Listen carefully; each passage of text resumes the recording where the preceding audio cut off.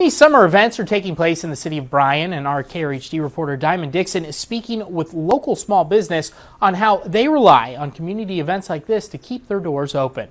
Many small businesses took a hit in 2020 with the start of the pandemic, and now we see places like Raging Bull Street Tacos making a comeback.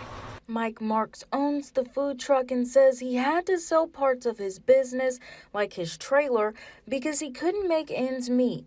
We had catered events that were canceled. We had some gigs that we were still able to go to, and we went, but it was deserted. I mean, we might have sold one or two plates, and it cost a lot to get everything up and running because each event's different. But it was a disaster, to be honest with you. That's why we had to let go of the business for a while.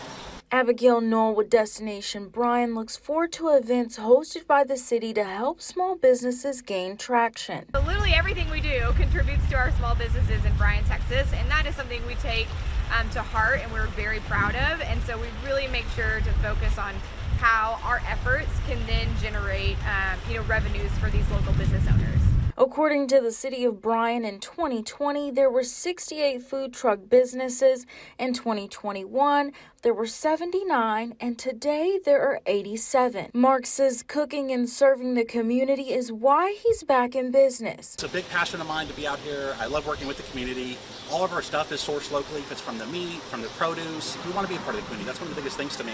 Noel says the small local businesses are what make the community. That is kind of our bread and butter. I mean, it's what we've built our entire brand essence around is the stories of these local businesses, the people that run them, the history of their business and what they do. In order for Marks to make a comeback, he realized inflation would impact his menu prices. We had to factor in the gas prices, the inflation of everything. Since we also source everything locally, the meat's a little bit higher, the produce is a little bit higher, the gas is definitely higher from 2020.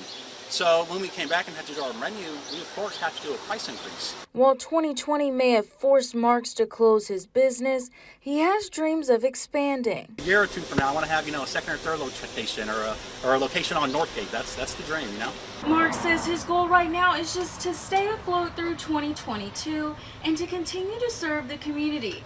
In Bryan, Diamond Dixon, KRHD News.